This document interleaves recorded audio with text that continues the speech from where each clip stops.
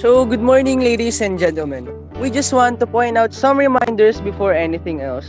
Before we start our webinar, we are requesting everyone to be present here in this meeting to be interactive and to learn something new. If it is possible, kindly keep your cameras on so that we can maintain interaction for the entire discussion. Or, if you have questions or clarifications in line with our discussion, just drop it down in our comment box, and our dear speakers would love to answer all of it. Also, if you are hereby recognized by our speaker to share some of your ideas, feel free to turn on your microphones and comfortably share your insights. We would like to ask your permission that this webinar is recorded and we will be taking screenshots that will be uploaded to our official channel. Also, we would love to hear your feedback regarding our webinars so that we will know how we will be conducting our next activity and the significant changes that might take place. That's it. So I think that sums up our house rules for today's event. May I ask our beloved secretary to check and confirm our participants? Thank you. We have been battling the pandemic for a long time. A lot of precautionary measures have been set in order to minimize its effects. Recently, vaccines were administered to the people, and as a requirement, booster shots are also thereby recommended. However, with the fear of getting sick and perhaps the fear of losing one's life due to the various information that circulates online about the COVID vaccination, a lot of people are still hesitant to take it. And so for this event, we would like to present to you our speakers who will be sharing to us informative topics about the booster shots. A marvelous morning to all medical laboratory science students here in this meeting. I am Giancarlo Perhiliana.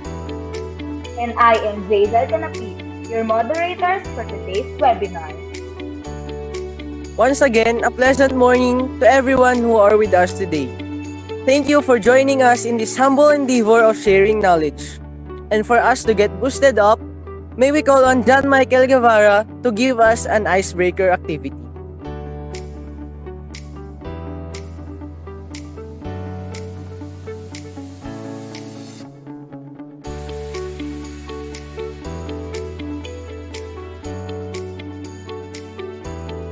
Thank you for that wonderful introduction. Once again, I am John Michael Havera, your master for today's icebreaker activity. But first, let me give you a brief introduction about the topic, which is COVID-19 vaccine shots. Should I mix or match my booster shot? Okay, next slide. COVID-19 booster shots are no longer a new idea with the creation and introduction of vaccines. Medical experts and scientists have already acknowledged that booster shots may be needed in the future. Even though it seems like only yesterday, people were counting the days until the date they could feel fully protected by their vaccination. Next. For the past months, the Food and Drug Administration, FDA, together with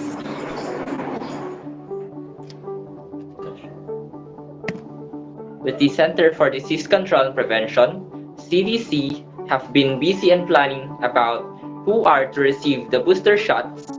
In line with this, they are also assessing if it will be acceptable if mix and match vaccines from different manufacturers for the booster dose should be administered.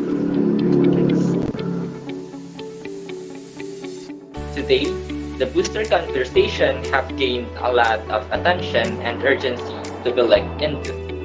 While various variants continue to proliferate and constantly bring harm to unvaccinated individuals, hence, it is an utmost responsibility for us to take part in this solution. Okay? So that's it. Okay pa ba kayo? Sana okay pa kayo. Now may we proceed with a simple activity that I have prepared, which is entitled Guess the Word. As I call up your name, please read the question and give me your guess for the answer. So, may we have Miss Nikki Luis for the first question, please? So, good day, guys. So, the question na napunta sa atin is, I am a four-letter word protects you from the exposure of COVID-19. So, my answer would be mask. M-A-S-K, mask.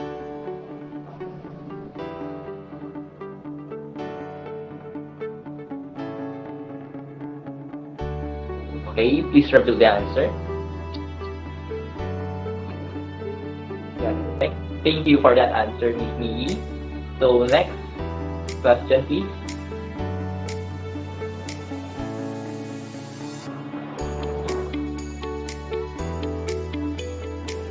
This time, may we have Miss Passion to answer the question. So, question number 2. I am a 7-letter word that fights disease-causing organisms. And the answer would be vaccine.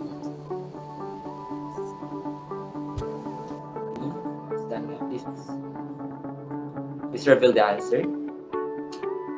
Okay, very good. The answer is vaccine. Let's proceed to question number 3.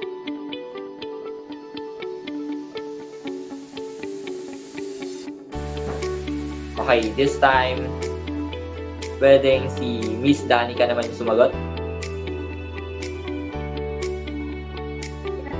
The question is, I am a 7-letter word that refers to action done on the people to prevent possibly spreading COVID-19 to others.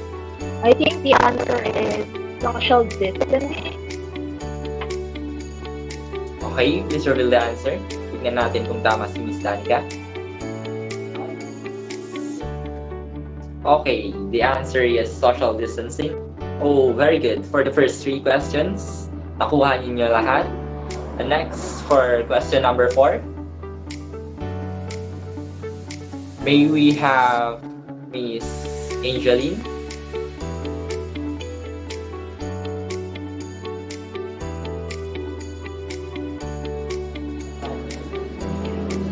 I'm sorry, nakamute.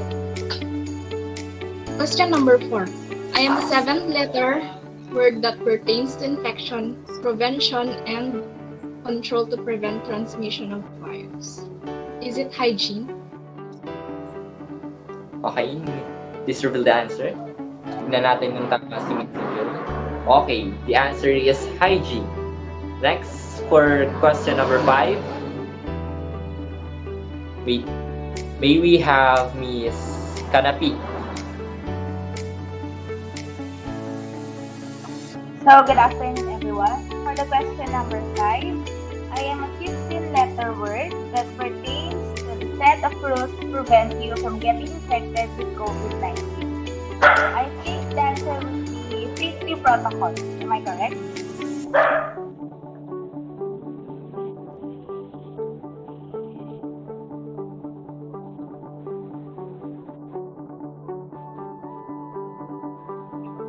Okay, let's see if she's correct. Okay. Thank you, Miss Kanapi, for that answer. That was correct. Okay, next, may we have, for question number 6, may we have Miss Valerie? Hello guys, good day. For number 6, I am a 15-letter word that pertains to the place where you can get vaccinated. I think this is 15-letter word, vaccination site. Am I right?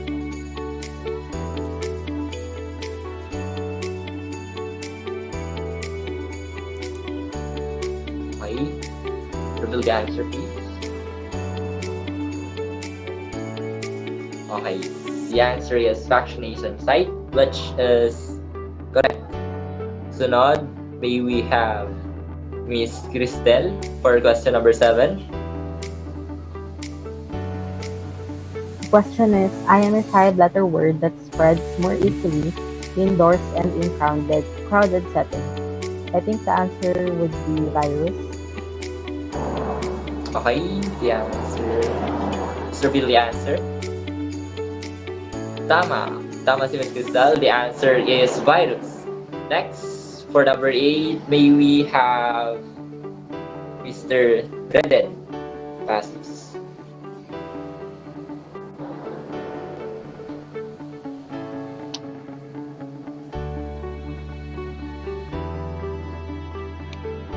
Okay, let's see kung tama siya. Okay, tama si Mr. Reden. Next, may we proceed to question number 9 with Mr. Jericho.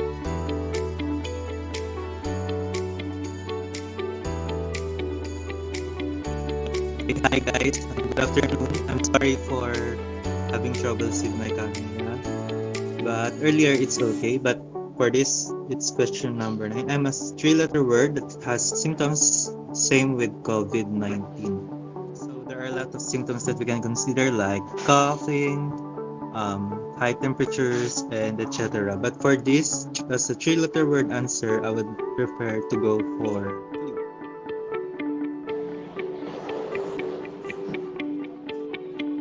Okay. The answer is flu. Last but not the least, for question number 10, may we have Mr. Carlo.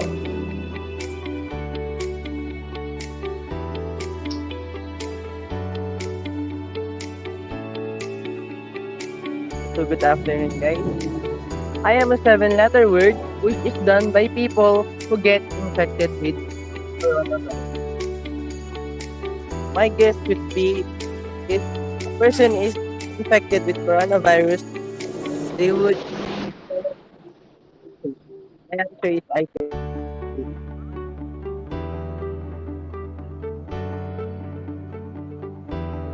Okay, let's answer. Okay, very good. The answer is isolate. Okay, so tapos na guys.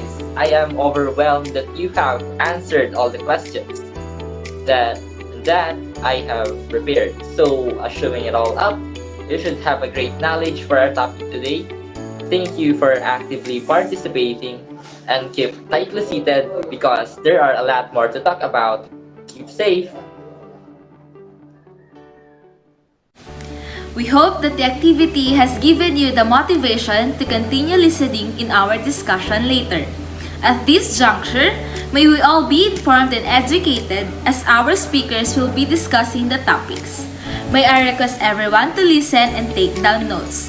To formally start, may I call on Ms. Angeline Belago for the presentation on the overview for the topics to be discussed. Hello everyone! Today we will be talking about booster shots in the Philippines. As we all know, since the distribution of vaccine, most of the Filipinos now are fully vaccinated. I believe most of you already all heard or familiar with booster shots. Knowing that there's still a rise of virus in the Philippines with the threat of different variants, especially the Omicron variant, which are now tougher than before. With that being said, we really are in need of an additional dose of vaccine to protect ourselves from COVID-19, because the tougher they get, the higher protection we are in need. So before anything else, what is a booster shot, do you think? Next slide, please. A booster shot is an additional dose of vaccine given after the protection provided by the original shots. Typically, you would get a booster after the immunity from the initial doses, which is naturally starts to wane or decrease its effectiveness. The booster is designed to help people maintain their level of immunity for longer. With that to happen, there are agencies and authorities helping the country and its people to have a better quality of healthcare services. Next slide, please. DOH, or the Department of Health, is the principal health agency in the Philippines. It is responsible for ensuring access to basic public health services to all Filipinos through the provision of quality healthcare and regulation of providers of health goods and services. What are COVID-19 vaccine booster shots we are talking about here, if you ask? The DOH has approved and administered single dose of Pfizer BioNTech Sinovac Coronavac, and Oxford AstraZeneca, and half the regular dose of Moderna shot as booster. Next slides, please. FDA stands for the Food and Drug Administration, a government agency responsible for safety of food, dietary supplements, human drugs, vaccines, blood products, and other biological, medical devices, radiation-emitting electronics, cosmetics, veterinarian products, and tobacco products being sold or manufactured in the United States. Food and Drug Administration regulates vaccines. Vaccines undergo rigorous review of laboratory, clinical, and manufacturing data to ensure the safety, effectiveness, and quality of these products. Next slide, please. You have the Emergency Use Authorization, or EUA, is an authority that allows FDA to help strengthen the nation's public health protections against chemical, biological, radiological, and nuclear threats, including infectious diseases, by facilitating the availability and use of medical countermeasures needed during public health emergencies. It has the mechanism to facilitate the availability and use of medical products, including vaccines, during public health emergencies such as the current COVID-19 pandemic. Next slide, please. And so, you also have the Health Technology Assessment Council, or the HTAC, an independent advisory body created under the Republic Act 11223, otherwise known as the Universal Healthcare Act, with the overall role of providing guidance to the Department of Health and the Philippine Health Insurance Corporation, or PhilHealth, on the coverage of health interventions and technologies to be funded by the government. Next slide, please. There are two kinds of booster, the homologous booster and the heterologous booster. A homologous booster shot means that the recipient will receive the same vaccine brand used in their primary series. For example, Pfizer as your primary vaccine and Pfizer also as your booster. While a heterologous booster dose means that different vaccine brands will be used on the recipient, like for example AstraZeneca as your primary vaccine and Pfizer as your booster. Next slide, please. Your immune response is how your body recognizes and defends itself against bacteria, viruses, and substances that appear foreign and harmful to your body. We also have this clinical effects, the practice of monitoring the effects of medical drugs, especially in order to identify and evaluate previously unreported adverse reactions. Serious adverse reactions have also been reported. The FDA, together with the other public health partners, are continuously monitoring the adverse experience as more people are being vaccinated with COVID-19 vaccines. Such monitoring will provide reassurance that the vaccines are safe and effective for use. We have this immunohumoral response. The humoral immune response defends against pathogens that are free in the blood by using antibodies against pathogen-specific antigens such as bacteria and viruses. Next slide, please. We also have your immunocellular response. This immune response produced when sensitized T cells directly attack any foreign antigen and secrete lymphokines that initiate the body's humoral immune response. We also have the safety. COVID-19 vaccine is monitored through reports of suspected side effects after receiving the vaccine. Healthcare providers and vaccine recipients are strongly encouraged to report suspected side effects online. You may experience some side effects like any other vaccine, but they are usually temporary and should go in few days. This includes fever, chills, headache, pain in the injection site, and swelling. Next slides, please. There are several different types of vaccines. Each type is designed to teach your immune system how to fight off certain kinds of germs and the serious diseases they cause. First, inactivated vaccines. These inactivated vaccines use the killed version of the germ that causes the disease.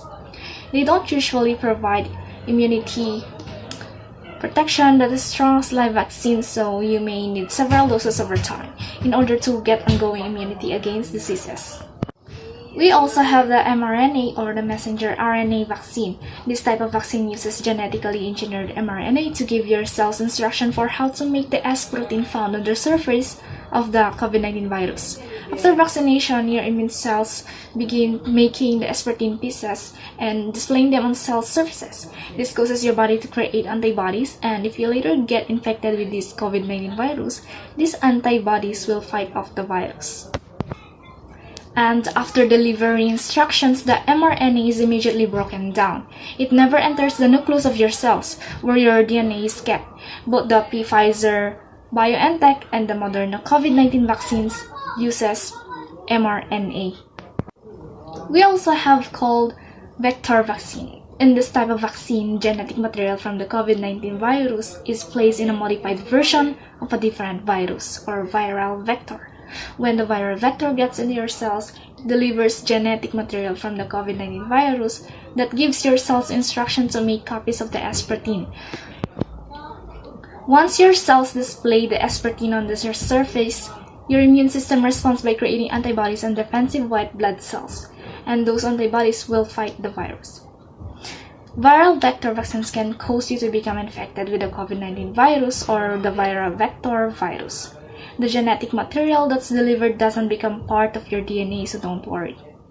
The Janssen or Johnson & Johnson COVID-19 vaccine is vector vaccine. AstraZeneca and the University of Oxford also have a vector COVID-19 vaccine.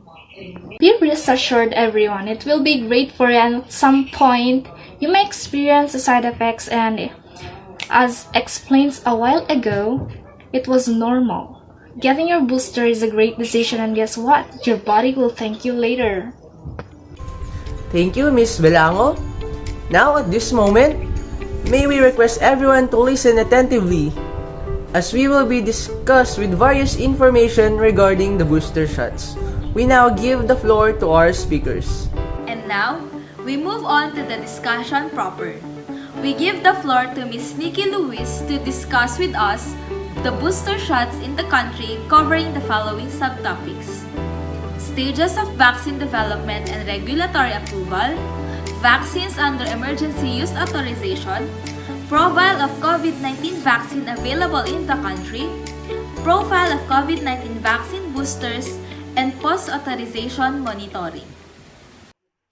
A pleasant day. I would like to greet everyone who's watching our webinar. Thank you so much po. I hope you are all doing fine. Booster shots, where are we? For my lecture, I would give you some information regarding what a booster shot is, who and when will you receive it, and of course, what would we expect for the next months for our booster shots. So, let's start. Next slide, please.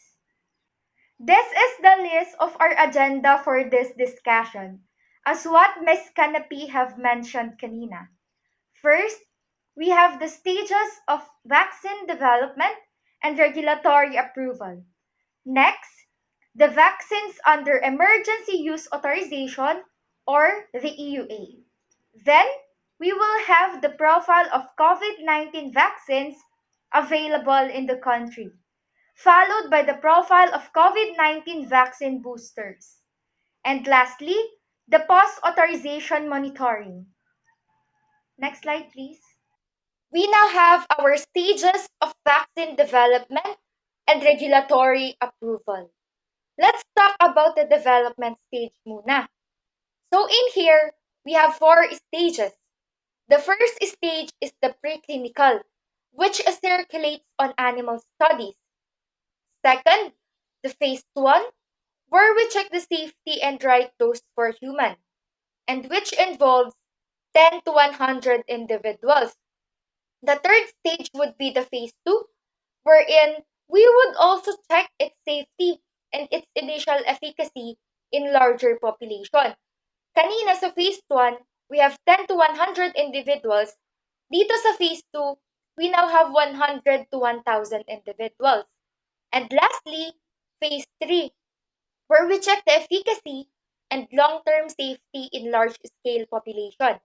It involves thousands of individuals up to 30,000.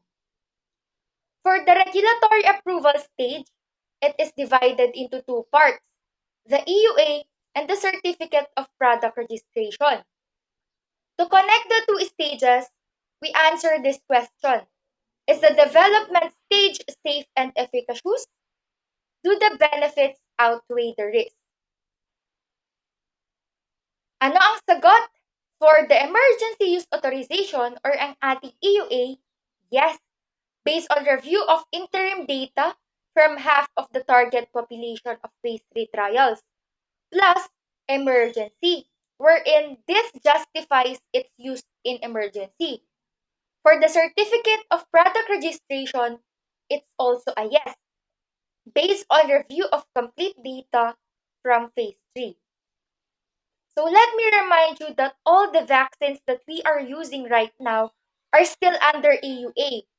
Ibig sabihin nito, clinical trials are still ongoing, lalo na sa phase 3, especially if nagbabago yung mga age group and that we have no product yet that is completely certified or completely approved here in the Philippines. But when we talk worldwide, we only have one vaccine that is approved. We have the Pfizer. Pero under US FDA pa lang siya. So it doesn't apply to some countries. Like here in the Philippines, there are no applications pa.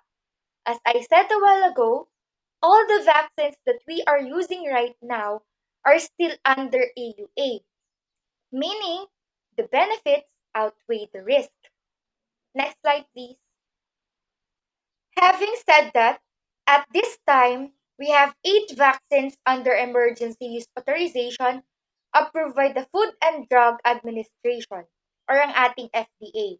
We have Pfizer, AstraZeneca, CoronaVac or Sinovac, Sputnik, Janssen, Covaxin, Moderna, and Sinopharm. Next slide, please. Sabi ko nga kanina sa previous slide, there are 8 vaccine brands na ginagamit dito sa Pilipinas. First, we have the Pfizer, which is a type of mRNA vaccine, AstraZeneca, a non-replicating viral vector, then we have CoronaVac or Sinovac, na isang inactivated virocell, wherein more than 50% of the vaccinations that have been administered here in the Philippines is Sinovac. Sputnik and Janssen, that is both non-replicating viral vector. Then we have Covaxin, an inactivated coronavirus vaccine. Moderna, isang mRNA vaccine. Then Sinopharm, that is an inactivated virocell. Next slide, please. For our third topic, we have the profile of COVID-19 vaccines available in the country. For the 8 vaccine brands that we are using, every time that we give an EUA, nakasulat kung saan siya factory ginawa because we should always ensure that we have the vaccines that are in good quality. Nakalagay din doon ang time ng interval ng dosage nito. Like if how many weeks yung pagitan bago katurukan ng second dosage mo. If ever, for 2 dosage man ito. Ilang ml yung i-administer, and of course, if how will you store the product including its shelf life at kung kanino siya pwedeng gamitin o hindi. Let's take for an example we have Pfizer and Moderna vaccines. These vaccines are granted with EUA for 12 to 17 years old na. Aside from using it for adults, may amendment na rin siya for that particular age bracket, yung 12 to 17 years old. And for those vaccines that are being used as of now, 6 of them have 2 dosage schedule. Meaning, isa ngayon, after few weeks, ibibigay yung second dose. But there are also 2 vaccine brands that are given as a single dose preparation. We have Janssen and Sputnik. Next slide, please. When we say that the EUA is very particular kasi, when the product will undergo some variations, then you will have to apply for an amendment for the EUA. After that, you have to submit the data that will support that event. For example, if you change in indication yung age, dati from 18 and above, tapos ngayon dadagdagan mo ng 12 to 17 years old. Nag-apply po sa atin yan dito sa Pilipinas. Pwede din po if the vaccine products have new manufacturing line for production. Kasi ngayon, ang dami-dami na pong nag-e-expand eh. They should give us data showing that the new manufacturing line practices safety in making their products. Pwede din po if they change some product information, including if they change dosing schedule like kung there is a need for third dose or for a booster dose. Next slide, please. Now, let's proceed to the profile of COVID-19 vaccine boosters.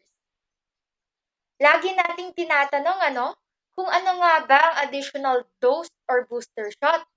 So sinasabi na these two are the same.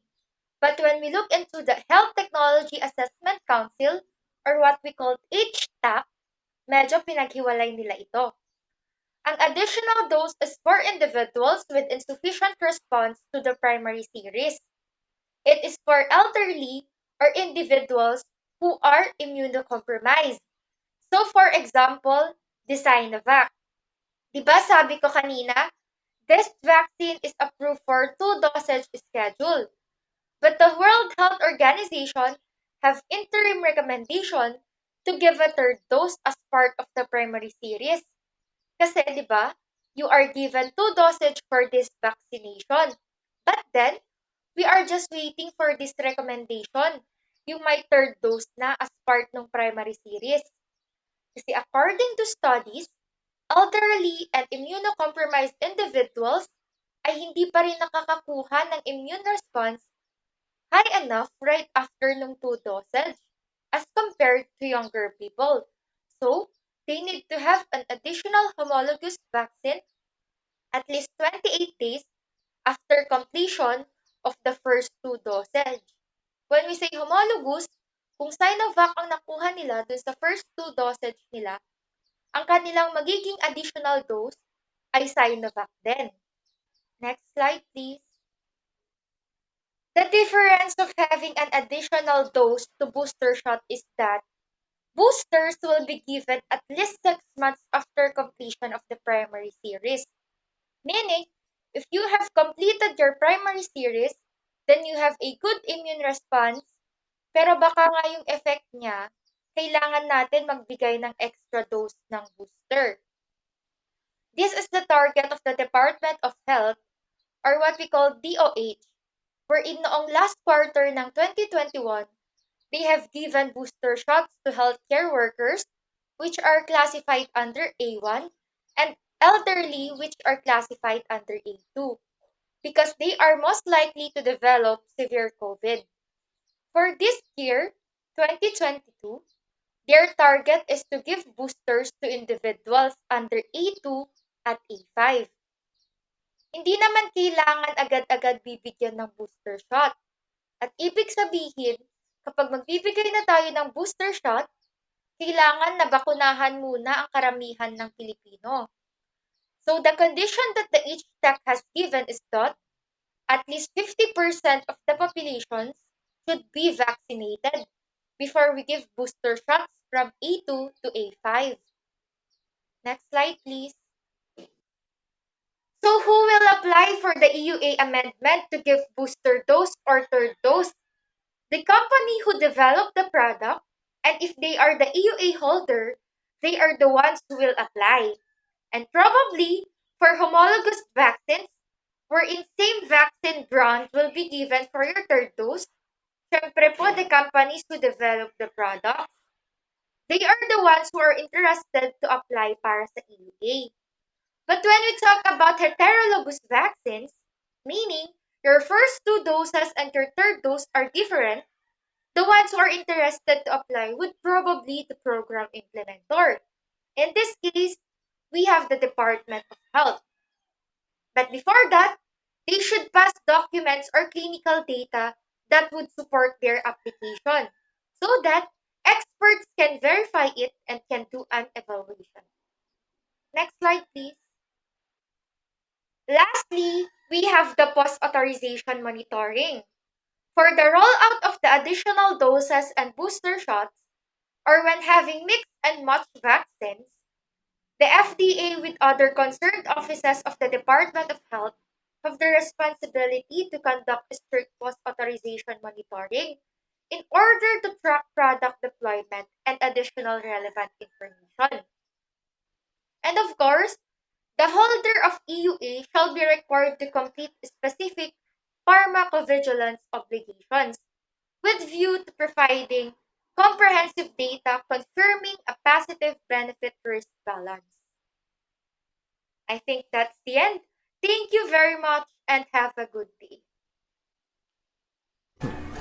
Thank you for the informative discussion, Miss Louise. Moving on, we now have Miss Valerie Duyao to impart us her knowledge regarding the booster shots. She will specifically discuss us the status of booster shots in our country, the homologous and heterologous booster shots, and evidence-based facts about homologous and heterologous shots of COVID-19 vaccines. Hello, so we start our discussion now about the status of booster shots in the Philippines. But before that, there are countries na like the ones we've heard about which have started providing boosters sa US, sa Europe, Asia and Middle East at Latin America. But the booster shots are not for everybody. It is usually for healthcare workers, sa mga senior citizens, and individuals with comorbidities who possibly may have severe COVID. Next slide, please. And of course, those countries also vaccinated earlier than us here in the Philippines. Now, the US FDA has actually given the go signal for the single booster dose vaccine for both Pfizer and Moderna. Pfizer's allowed booster dose is the same as the first two doses. Sa Moderna, half dose is given compared to the first two doses, and it is given at least 6 months after completion of the primary series. But it is not for everybody, like what I've told you a while ago. It is for, number 1, 65 years of age and older, mga mas matanda. At kung ikaw rin ay 18 years old through 64 years of age at high risk of severe COVID-19, meaning you have a lot of comorbidities, pero kung malusog ka, hindi ka kasama sa bibigyan nila ng booster shots. Also, people who are frequently exposed to the virus, mga healthcare workers. Next slide, please. Johnson can be given second dose after 2 months after its completion because they've seen that if you have given a second dose, there is higher immunity compared to just a single dose. And the US FDA approves this if there is availability. But we should put this in context. When it says mix and match in America, remember that they only use 3 vaccines, Moderna, Pfizer, and Johnson. They have data and they studied the mix and match. And yung iba, they don't have enough data to mix and match. Dito sa atin, 8 vaccines ang ginagamit kaya madaming inaaral ang ating mga experts. Next please. The experts group of Department of Health, ang kanilang mga sentimento, booster doses or third doses will be procured. Pero let's wait for the WHO final recommendation so we can check if the program we are thinking of is compatible in terms of boosters. The experts also demand everybody that we must recognize the equity concern of COVID-19 kasi may 65% pa na unvaccinated. So it is more important to vaccinate the unvaccinated first before we give additional doses to vaccinated people. Also, they suggested flexibility in pursuing a homologous and heterologous vaccination strategy. Next, please. These are the one who applied to the FDA for a variation of its amendments. Pfizer has supplied for third booster, AstraZeneca third dose as well, Sinovac they also applied for a third booster, also Sputnik. So those are homologous vaccines. Ang New Technology Association, hiningi rin nila na pag-aralan ang mga heterologous. AstraZeneca ang primary at Pfizer ang booster. Sinovac, booster ay Pfizer at AstraZeneca. At Moderna ay mix and match sa Pfizer. So ito ay nasa pag-aaral pa lamang ng mga experts. Next slide please.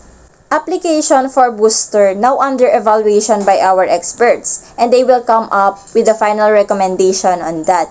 Yung WHO's final recommendation is expected to come out about at around the same time para ma-double check natin ang kanilang mga diskusyon. Yung DOH, they prepare guidelines for rollout once maging ready na. It is expected na unang-una, it will be given to the healthcare workers, senior citizens, and vulnerable individuals. And later on, will possibly go around the population.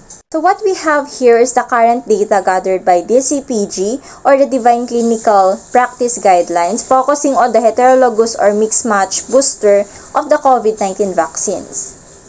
So we will really focus on the evidence of what is mix and match booster and to tell you what is the things that they still don't know at the moment. There are so many studies, but this study is based on last October 23, 2029 when they did the last research, but of course they are still currently updating their research. There are 13 studies that look into the effect of mix and match booster shots vaccination, but they are not very well studies. Only 3 are random clinical trials, 4 comparative cohorts, only 3 single cohorts, and 3 case series. Majority of these studies are not really big samples, and we don't think there are studies with more than 200 per arm. These studies look at different combinations. You will see later for one combination. There are only probably 1 or 2 studies looking into this combination if it really works. And none of these studies actually tell us any clinical outcomes. So they did not actually tell us if it reduces or improves protection or reduces infection rates because all of them only gave us the results as far as antibody titers or cellular response. So puro siya immunogenicity studies. So none of them are actually clinical studies, and all of them were actually short-term studies. With majority of them, nearly all have outcomes at 28 days. Especially safety was looked at for the first 28 days after the booster, and the antibody titers and the cellular response were mostly measured at 28 days after the booster. So if you ask how strong is the evidence of the heterologous or mixed match boosters based on the types of studies and the number of samples and outcomes are generally at low certainty. Thank you, Ms. Duyaw. Now we are giving the floor to Ms. Danica Mara to discuss us the second part of the types of booster shots, which covers the comparison of homologous and heterologous booster shots in terms of side effects, immunohumoral response, immunocellular response, and safety. Good day! Following this discussion about the status of booster shots in the Philippines is the comparison of homologous and heterologous booster shots in terms of the following: the clinical effects, the immune response in terms of cellular response and humoral response, and lastly, the safety or the side effects of the booster shots. Next slide, please. The arrangement of the slides is according to the type of the primary vaccine. There are 4 types of primary vaccines. And in the Philippines, there are only 3 types available as permitted by the FDA. And the 3 types of vaccines are the mRNA vaccine, the viral vector vaccine, and the inactivated virus vaccines. First, we're going to discuss about the heterologous combinations of mRNA COVID-19 vaccines. The mRNA COVID-19 primary vaccines are Pfizer and Moderna. Next slide, please. If you had Pfizer and BioNTech as the primary vaccine and Moderna as the secondary or the booster shot, the immune or the humoral response is higher compared to the Pfizer plus Pfizer combination, which is the homologous combination, and Janssen or Pfizer and BioNTech plus Janssen combination. The safety or the side effects for this combination is equal to the Pfizer plus Pfizer combination, and Pfizer plus Janssen combination. Next slide, please.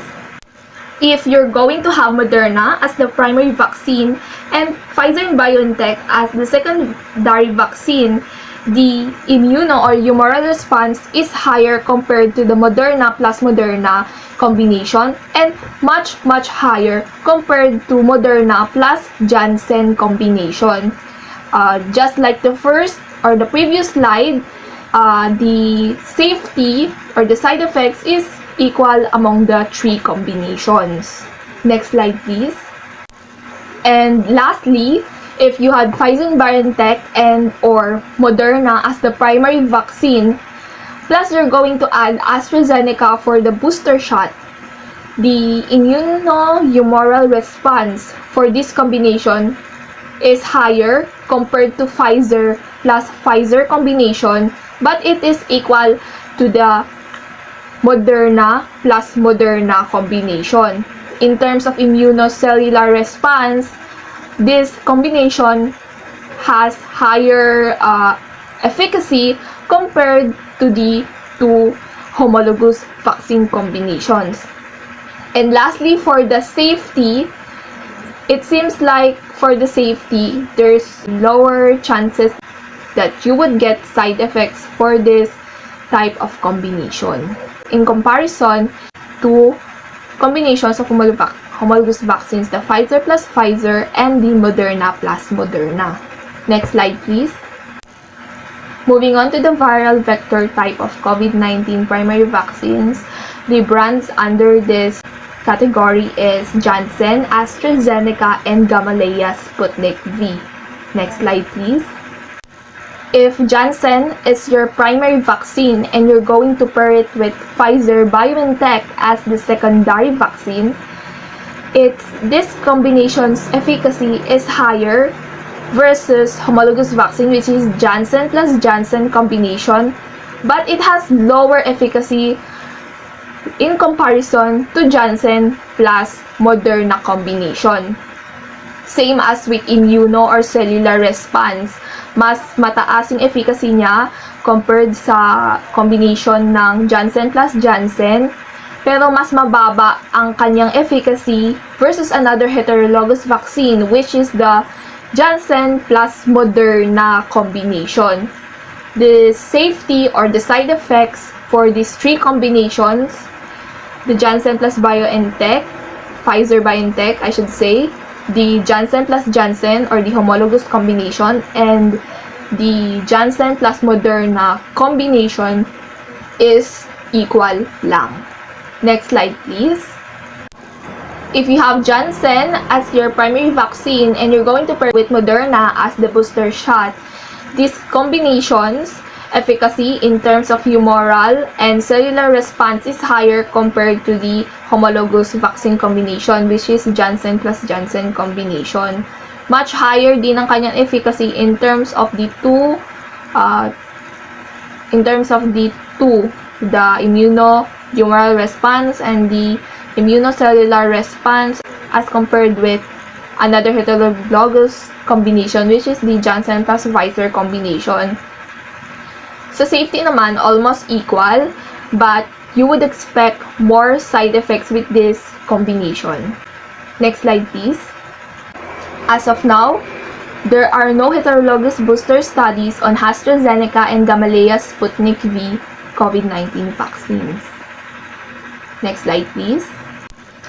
Finally, let's discuss about the inactivated virus type of COVID-19 vaccines. Under this category is the brand Coronavac, or most commonly known as Sinovac. Next slide, please.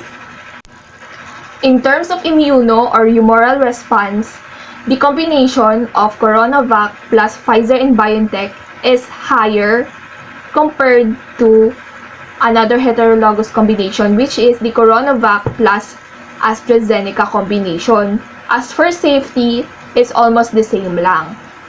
Next slide, please. And if you got Coronavac as your primary vaccine and you're going to pair it with AstraZeneca as your secondary or booster shot, its efficacy is much higher compared to CoronaVac plus CoronaVac combination. This combination is also known as homologous vaccine combination in terms of immuno or humoral response. Pero this combination, the CoronaVac plus AstraZeneca combination, has lower efficacy in comparison to CoronaVac plus Pfizer combination. As for the safety aspect, it's similar to the side effects of CoronaVac plus Pfizer combination. Next slide, please. That's all for the discussion about the comparison of homologous and heterologous booster vaccine in terms of clinical effects, the adverse effects, the immunohumoral response, the immunocellular response, as well as its safety. Thank you very much and have a great day.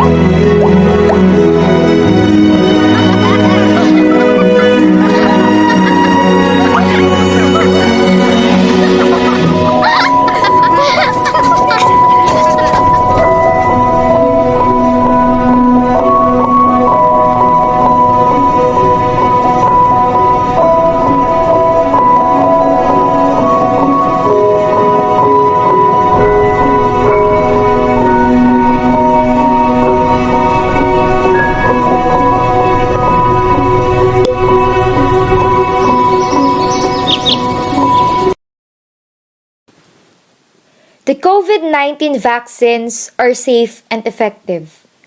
When it's your turn, we encourage you to get vaccinated as soon as possible.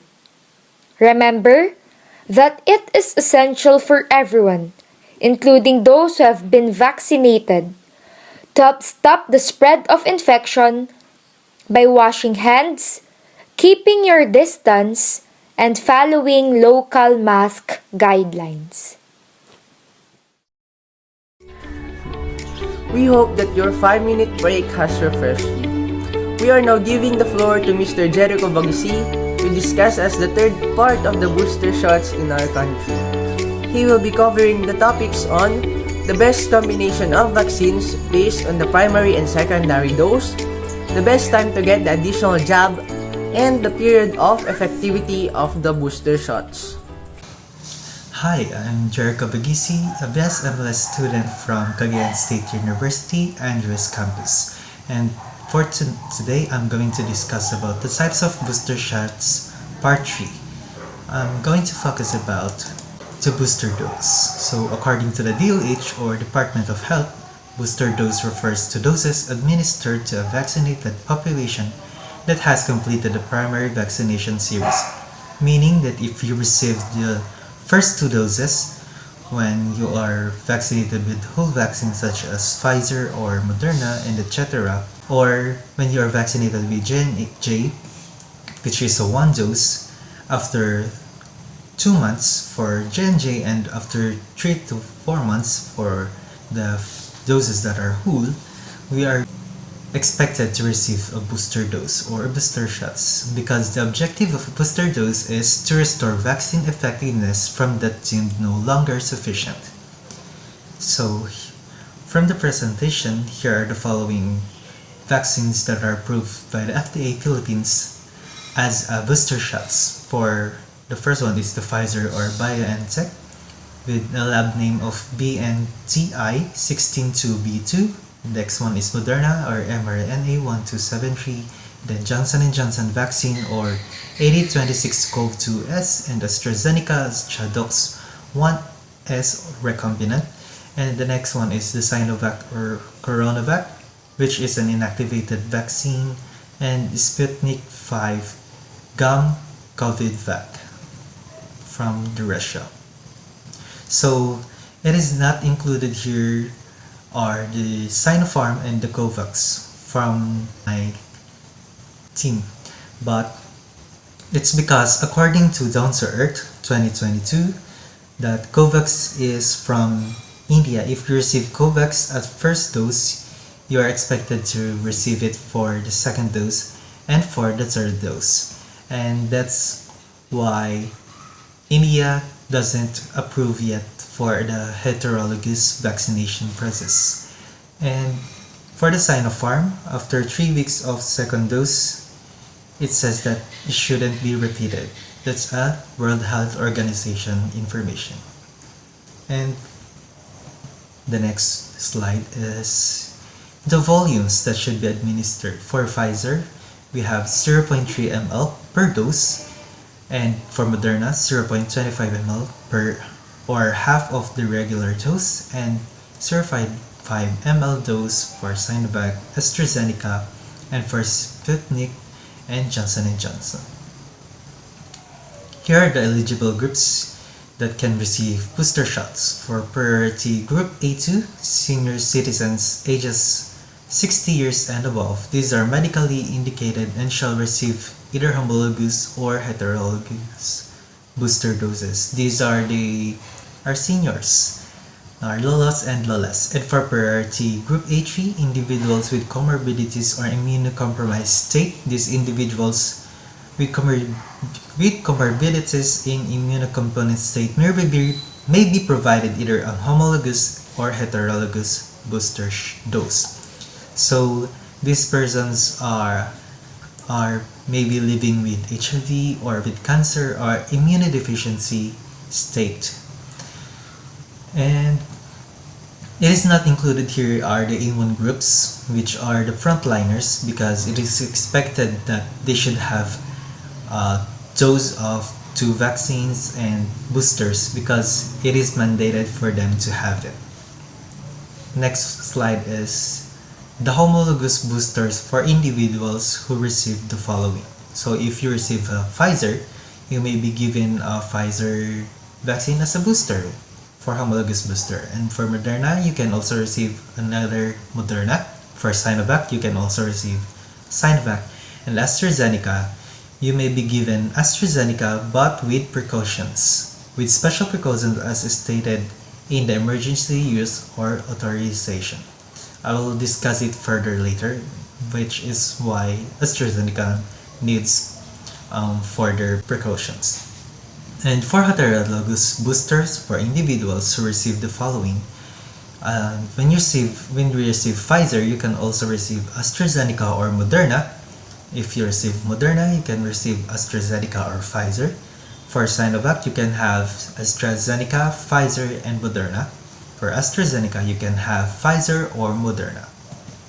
And for Gamaleya Sputnik 5, you can also receive AstraZeneca, Pfizer, or Moderna. For Johnson & Johnson vaccine, you can receive AstraZeneca, Pfizer, or also Moderna.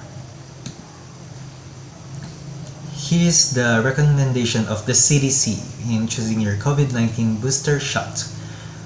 According to Centers for Disease Control and Prevention, 3 COVID-19 vaccines are authorized or approved for use in the United States to prevent COVID-19. Pfizer-BioNTech or Moderna COVID-19 mRNA vaccines are preferred. You may get Johnson & Johnson's vaccine in some situations. Here's why. If you receive Pfizer-BioNTech, you can get the booster if you're around 12 years and older, and at least 5 months after completing your primary COVID-19 vaccination series, meaning that when you receive the 2 doses, you may have it after 5 months. When you can get Pfizer as a CDC recommendation or Moderna, preferred in most situations. Teens 12 to 17 years old may get only Pfizer as COVID-19 vaccine booster. And the next one is for Moderna. If you receive Moderna, you should get a booster when you are ages 18 years or older, and at least 5 months after completing 2. And they recommend for you to get Pfizer and Moderna, preferred in most situations. If you receive Johnson & Johnson's vaccine, you must be 18 years or older. At least 2 months after receiving your J&J vaccine, you can now get your booster, and you can choose either it is Pfizer, Moderna, preferred in most situations. That's the CDC recommendation. So vaccination teams shall consider the following guidance in the administration of booster. Number 1. New vaccine platforms are not recommended to be boosted with old vaccine platforms or inactivated, meaning that the mRNA vaccines are recommended but the inactivated vaccines are not. What are the examples of the inactivated? Inactivated vaccine example is Sinovac. But for number 2, vector-based vaccines such as AstraZeneca are recommended to be boosted with a different vaccine platform due to weakening the immune response on the second or third dose, meaning that if you received AstraZeneca as your vaccine in your primary series, you should receive other types of vaccine platforms such as the mRNA vaccines like Pfizer and Moderna, because it is possibly that may affect our immune response to the dose. Maybe we will be immune, that's the effects of vector-based vaccines. And the number 3, vaccine recipients with a previous history of adverse reaction after administration of the COVID-19 vaccine and populations with higher risk for adverse reactions such as elderly people with comorbidities, meaning that we should consider these situations when you have different or difficult side effects when you receive your COVID-19 vaccines. You should be ready. The vaccination team should be ready. And for the elderly with high risk and with comorbidities. What to expect during and after your booster shot appointment. So first, bring your CDC or COVID-19 vaccination card to your booster shot appointment so your provider can fill in the information about your booster dose. Simple, it is your identification and confirmation that you received the primary series vaccine to confirm. And next is, if you did not receive a card at your first appointment, contact the vaccination site where you got your first shot or your state health department to find out how you can get the card. Meaning that if you haven't received yet your vaccination card, you can contact where you receive your primary series of vaccination to confirm that you are really vaccinated and to receive your booster shot. You may experience side effects after getting a COVID-19 vaccine. These are normal signs that your body is building a protection against COVID-19.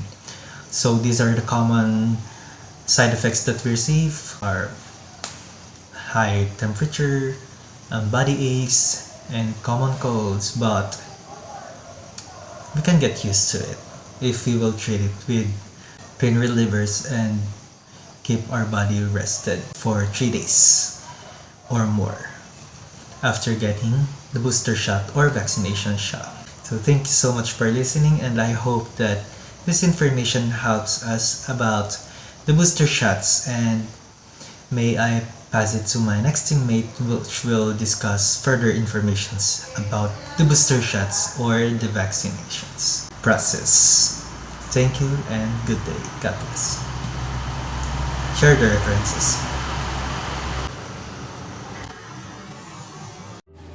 Thank you, Mr. Bagasi. And for the last part of our discussion, we now call on Ms. Joyce Pasion as she will be talking about the fourth part of the types of booster shots, particularly on how often to get the shot and the safety-related issues and concerns on the long-term booster shot vaccination. Yes, thank you, Jazel. At yun nga, nakaabot na tayo ng part 4 ng types of booster, and I hope na hindi kayo nauborno at sana dami kayong natututunan. So moving on, next slide please. Ang ating agenda or yung mga tanong na need natin sagutin or pag-usapan ay how often to get the shot at yung mga safety-related issues and concern on the long-term effect of booster shot vaccination. Next slide po. How often to get the shot or gaano ba dapat kadalas tayo magpa-vaccine? Hindi naman siguro pwedeng linggo-linggo or kung kailan mo lang gusto, right? Introducing booster doses should be firmly evidence-driven and targeted to the population groups at highest risk of serious diseases and those necessary to protect the health system. To date, the evidence indicates a minimal to modest reduction of vaccine protection against severe disease over the 6 months after the primary series. So, hindi araw-araw or buwan-buwan or kung kailan mo lang gustong magpa-vaccine. So, kailangan dapat after 6 months ng primary series of vaccine mo. Immunization measures optimized for prevention of severe disease, including the targeted use of booster vaccination, are needed as evidence shows diminishing vaccine effectiveness, particularly a drop in protection against severe disease in high-risk populations. Next slide, please. Thank you. So let's proceed for our next question, the safety-related issues and concern on the long-term effects of booster shot vaccination. Next slide po. So sa next na bullet, some patients may experience side effects after the COVID-19 immunization such as soreness where the shot was administered, fever, or fatigue. After natin ma-receive yung vaccine, nararanasan natin normally yung soreness where the shot was administered, fever, and fatigue for a day or 2. Ang mga symptoms na ito ay natural lang at nag-i-indicate that the body is boosting its immune system defenses. Pero mayroong mga taong nananatiling unaffected by these side effects. Next slide, please.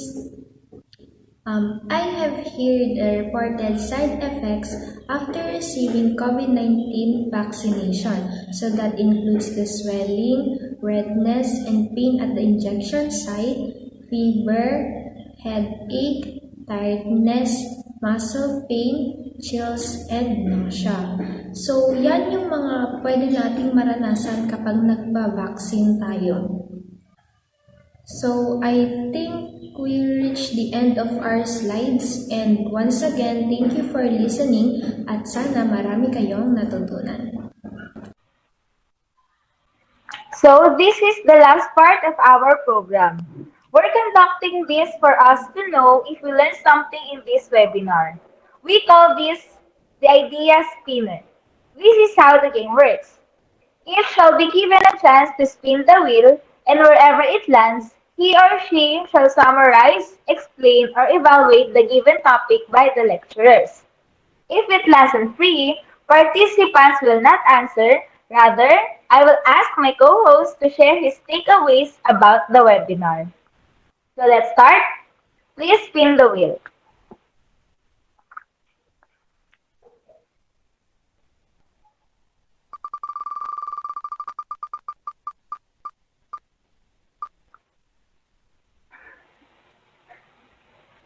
Ayan, buena mano. So we got a free wheel this time. May I ask my co-host, Mr. Carlos, to share his takeaways during the entire discussion? Okay, so am I audible, guys? Yes, you are audible. Okay, so my key points or takeaways during the duration of this event would be the importance of having COVID booster shots and its drawbacks. For the benefits, we have the improved immunity of the people getting it, and for the drawbacks, we may be experiencing its side effects. And another key point for me is that why should people get the booster shot? This is because they need it to ensure that they will be protected from the virus. That would be all. Thank you. Ayan. Thank you so much, Mr. Carlo. Let's feel the win again.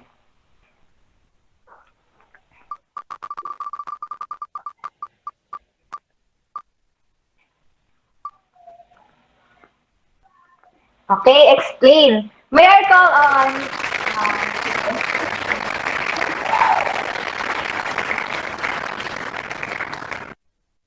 May I call on Miss Joyce Passion? Miss Joyce, please test your audio. Hello po, narinig po ba? Hello, narinig ka po namin. Ready na po ba? Apo. So this is your question. This is your question. Explain why some people still doubt to get the COVID booster shots. So some people are still hesitant to have the booster shot because of the possible complications or side effects such as death. Kaya nag-aalangan sila na baka may mangyaring masama sa kanila kasi may kakilala sila or kamag-anak na namatay after magpa-vaccine or after magpa-booster shot. So yun lang po. Okay, thank you, Miss Joyce. Let us spin the wheel again.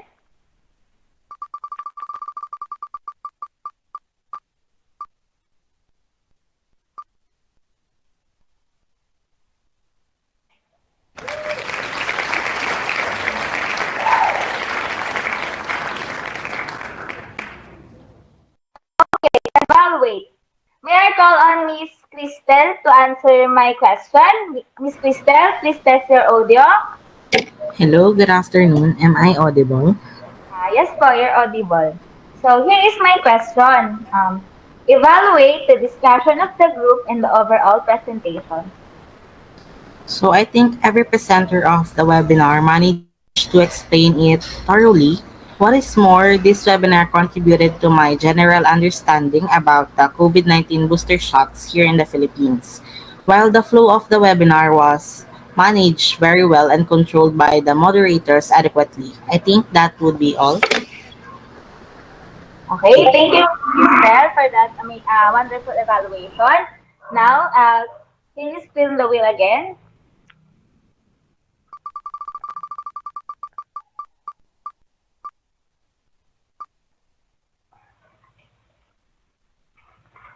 Okay, another evaluation.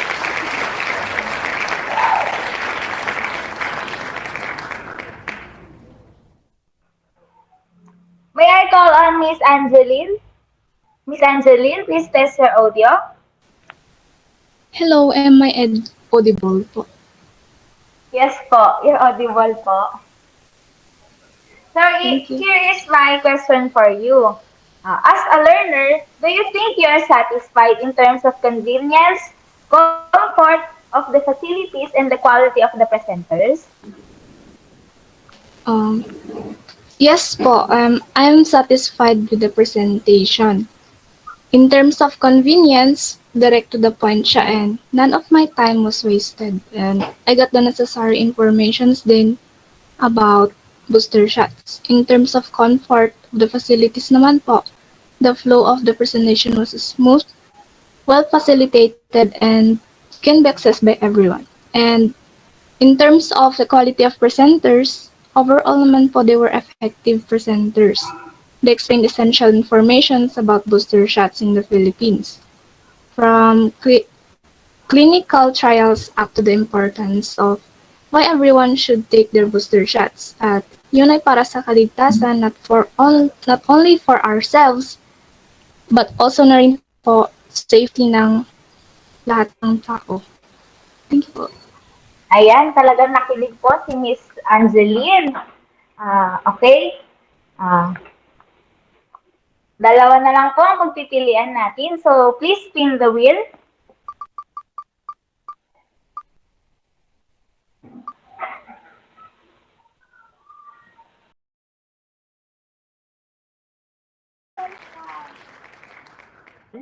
Summarize the eligibility of a person to take the additional dose of COVID-19 vaccine.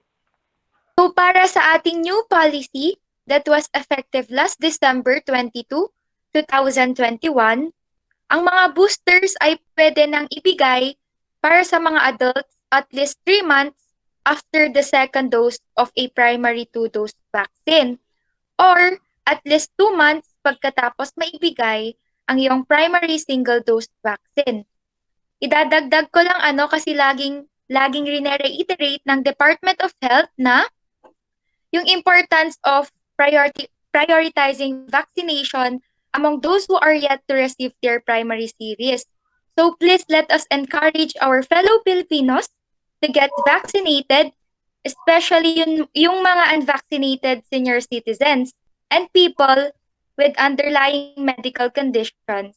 Kasi sila yung mga vulnerable sa pagkakaroon ng severe COVID-19. Yun lamang po. Thank you. Thank you, Miss Nikki. Okay na yun. For our last person to answer, may I call on Miss Valerie? Please test your audio. Are you here, Miss Valerie? Copy ba ako? Copy ako, hindi. Sila din may... Hindi.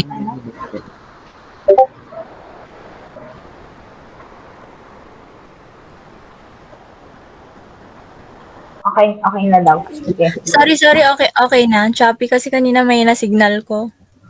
Sige. Ulitin ko na lang din. Sige. And for the last person to answer, may I call on Miss Valerie? Please test your audio. Hello, good day guys. Is my voice audible to you? Yes po, you're audible. So here is my question.